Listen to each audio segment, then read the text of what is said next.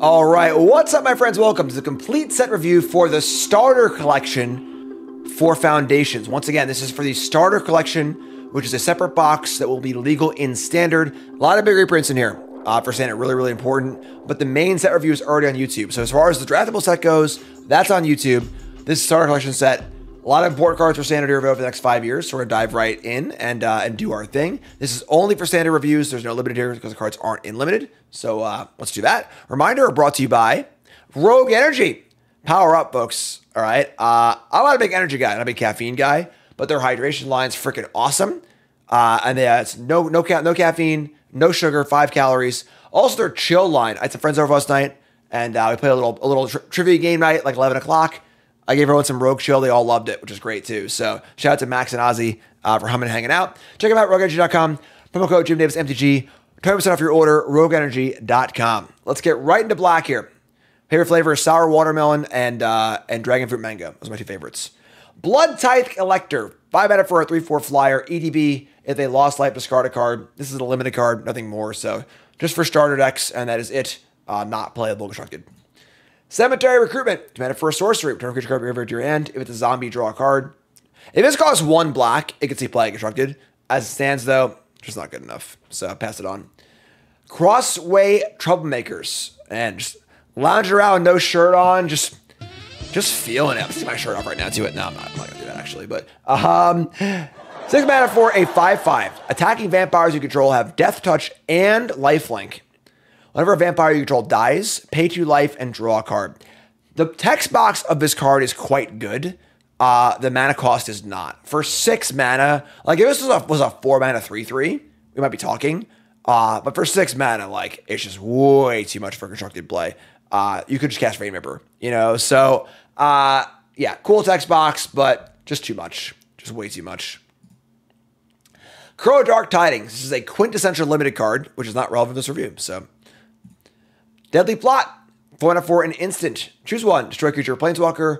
Or return a zombie creature card from your graveyard to the battlefield tapped. I mean, if they print some like dumb, 8 mana zombie that like wins the game on the spot, this is just a card that could have relevance in constructed. Because 4 mana Zombify instant with a buyout's pretty good. That being said, there has to be some ridiculously powerful 7 or 8 mana zombie to reanimate. Otherwise, this card is obviously unplayable in Standard. So it's there. The rate is there, but it's a card that needs a home. Will it find a home in the next 5 years? We'll see. Death Baron. 3 mana for a 2/2 zombie wizard. This is a lord for skeletons and zombies, giving them all +1/+1 and Death Touch. There are both skeleton and zombie things happening in Standard right now. That being said, I think the era of 2/2 lord for 3 is just not a good stat line for modern day Magic anymore. But it's close. There are skeleton things happening. Death Touch is a pretty powerful ability too. Fringe player. Important to note that if you have a skeleton zombie, it will only get buffed once, not twice. It's the skeletons you control and other zombies you control. So, is what it is. But yeah, probably not good enough for constructed. Not like outside the realm possibility, but it's just not really worth it. Holy God, folks. We gave Flash Freeze Best in Show in blue, and now we're giving Deathmark Best in Show here in black. Deathmark's ridiculous. Really glad they used the classic Cold Snap art here. Just beautiful. Love it. But what a sideboard card. 1 black sorcery, kill a green or white creature. That's it. Dead. No questions asked. Just a bloody mark in the snow. And big thing here, of course, is it's a sorcery. It's not an instant. So no big blowouts, but this card's kind of wild. Now, obviously, black has a bunch of great removal spells in Standard right now. Cut down, go for the throat, shoot the sheriff, etc., etc. So this is a sideboard card. And boarding in more removal spells, like you're not going to board out, go for the throat, and board this in. But this card's still incredibly effective. So really powerful card. One of my kind of big questions for the Foundation's release is that like these cards are legal for 5 years. If they make a mistake, it's a 5-year mistake, And like banning a sideboard card, yeah, they banned Veil of Summer or whatever, but like Deathmark is no Veil of Summer.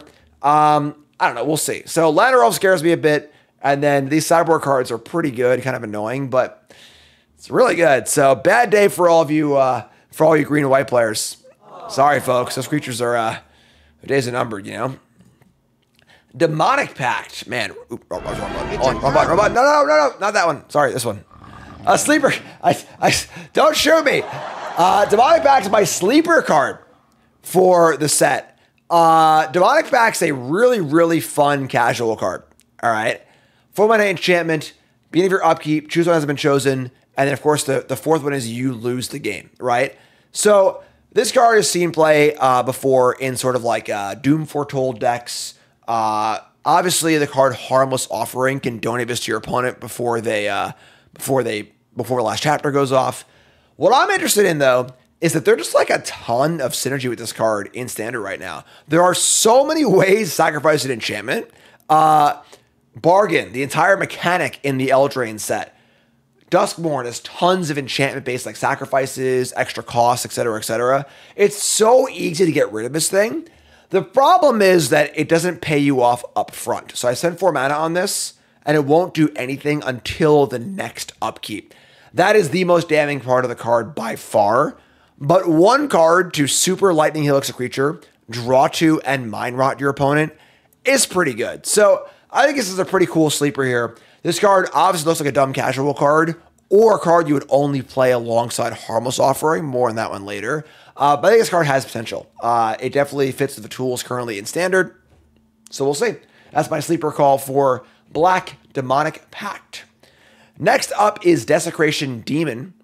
4 mana for a 6/6 flyer. Beginning combat on your turn, your opponent may sacrifice a creature. If they do, you tap this and put a counter on it. Card saw a lot of play back in the mono black devotion days of Standard.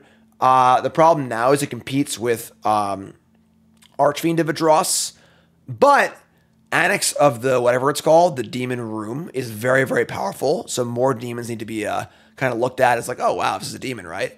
Is it better than Archfiend of Idross? It's different, I think. It's the kind of card that it's more of a singular threat. Whereas if you're playing Archfiend of Idross, you want it to be your topper, because Archfiend of Idross will kill you before your opponent. If you just go Archfiend, attack for 6, attack for 6, attack for 6, then you die to trigger. So if you're playing a deck like, for example, the Dimir Demon deck that won Worlds, that deck doesn't have that many threats in it. Like round 4 of Worlds, I played against Jesse Hampton playing the Demons deck, and he just died. It was on Archfiend in game 3. And like, this is a card that plays similarly, but better in spots where you're not applying pressure. So also can't be hit by Glissa or Render Inert for the instant kill, which is fun too. So this is definitely a card that we'll see play in certain times. Standard against a demon. Saw it play last time. I don't think it's particularly like powerful, given the power level above modern day Standard creatures, but the fact that it's a demon matters a lot, given Annex being a really good card. So definitely a cool card to have back. Dread Summons. Black X sorcery. Each player mills X, and for each creature card put into a graveyard this way, you make a tapped 2/2 black zombie creature token. Pretty cool card, you know. So, for every X, you get to mill 2 cards. And if each player is playing, half creatures, it's like 1 zombie per mill in theory. It fills your graveyard also. That being said, at sorcery speed, I don't know if just like black X make X zombies would even be good enough at sorcery speed. So it's probably not good enough for constructed, but it's a pretty fun card. This is the kind of card where I'm like pretty sad it's not in the main set for limited, although it might be really, really good. Maybe like a mythic in the main set. But yeah, cool, fun card, but probably just not really good enough. Driver of the Dead, classic draft card. 4 mana for a 3/2. When it dies, turn a creature, but there is no draft for the set, so it's not playable. Duress, just like Negate, the kind of card that should literally always be legal in Standard. Just like a perfect check against control decks and combo decks. Duress is great. All right, I'll just here for Duress, all right? Duress is awesome. Let's hear for Duress. Yeah. I do agree I wish they had better art. There are many, many better Duress arts. This is not one of them, but whatever. Feed the Swarm. Good card to have around. We obviously have the Withering Torment of a new set. The instant speed version of this, you only lose 2 life, but that will rotate at some point, and this will not. This is going to be legal for 5 years. So if you're a black deck and you got to kill an enchantment, it's a cool thing to have in the toolbox. Gatekeeper of Malakir. It's a trap. I'm sorry. I'm sorry. I like Gatekeeper of Malakir a lot too, all right? I was there, Gandalf. I was playing Original Zendikar. My buddy Jay in Pro Tour Austin, the one that Kibler won like it was when Zendikar was first released, had like 4 of these in his draft deck or whatever, and like 3 of the draft. Card's really cool. But as far as modern day Magic goes, I don't know if black for a 2/2 that makes their opponent Edict is even good enough anymore. It's a vampire. There's some vampire things happening, I guess. But realistically, this card just ain't what it used to be, you know? And it wasn't even like that good back in the day anyway. So yeah, it makes me sad. You know, if there is a mono black aggro deck that wants to play like a main deck Edict, this card could be a thing, you know, but overall, I think this card's a little past its prime, which makes me sad, you know, but it is what it is. Highboard Vampire, a literal vanilla 4/3. This is just for starter purposes. Kalestra Highboard, black for a 2/2 Vampire Shaman rare. Whenever this or another vampire dies, pay a black and drain your opponent for 2. This card's going to play a lot worse than it looks. Having to attach a mana cost to an ability that your opponent mostly controls is really bad. Unless you are playing like a sacrifice deck where you're sacking things on command, you know, you have the ability to kind of like sack a thing, drain 2, sack a thing, drain 2, which there isn't really vampire support for right now. You're just waiting for your opponent to maybe kill your creature, maybe not. They're going to make it as awkward as possible for you. Very similar to Restless Dead, which is a card that looked insane, which wasn't very good either. Don't think this card is particularly playable, but is what it is. Knight of Malice. This is the other side of the Knight of Grace equation. Unfortunately, Knight of Grace is much, much better, given how important black removal spells are and how white's more of a creature color. So Hexproof is not as important. That being said, this card's totally playable. It's fun that they play together, because if you play them both in the same deck, they will pump each other. Because if any player controls a white permanent. So if you control a white permanent, it gets a buff, which is kind of cool. But that being said, certainly a viable card, but not as important as Knight of Grace is. But a card that will definitely see play, good sideboard card. Honestly, it probably plays okay against like the token decks, but they have a lot of Wraths too, so we'll see.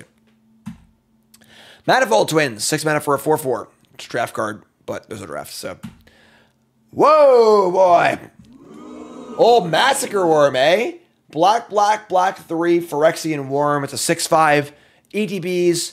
All your opponent's creatures get -2/-2. If your opponent's creature loses life, it dies, they lose 2 life.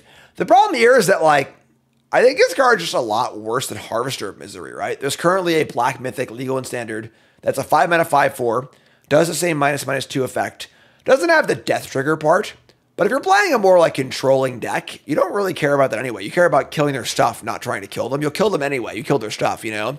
And having a 2 mana buyout is like a really, really big deal. That being said, this card is very, very powerful. Phyrexian is a relevant creature type. Cavern of Souls exists also. This card will probably see a little bit of play, you know? Old Massacre Worm. Obviously, huge casual card, huge commander card. It is only your opponent's stuff, but in most cases where you're playing a card like this, it's not going to kill your own things. You're not going to have any. But yeah, so cool card, kind of fun to have it around. A lot of the stuff about this set is there's a lot of cards in it that are really, really cool to have in the toolbox. You know, this card might not see play, but then 2 years from now, I might be like, oh man, I wish I had like a 6 mana like big bomb creature to play. Oh, Massacre Herb's legal. Cool, you know? So, and it also has an animation on Magic the Gathering Arena, because it's an old card. Back when they used to do that. So, Midnight Reaper. Speaking of cards that saw a lot of play back in the day, this was a huge deal back when it was legal and standard a few years ago. 3 mana for a 3/2, Zombie Knight. Whenever a non-token creature you control dies, take a damage and draw a card.